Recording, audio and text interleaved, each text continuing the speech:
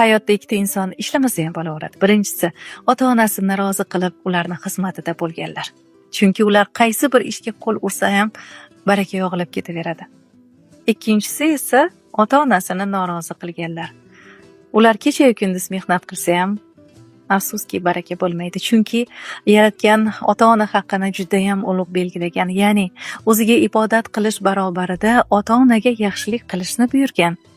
Yonma-yon kelgan ikkita oyat muqaddas kitobimizda.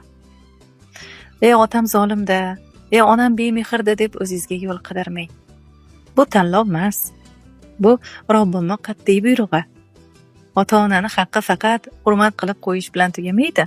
Ularning qalbini og'ritmaslik, ularga ovozni baland qilmaslik, xizmatida bo'lib duosini olish farzandning burchi hisoblanadi. Muqaddas kitobimizda ularga uf dema deb aytilgan. Demak, ota-onani roziligida yaratganning roziligi bor. Ularning qalbini sindirishi esa rizqimizdagi barakani ketkazishi mumkin.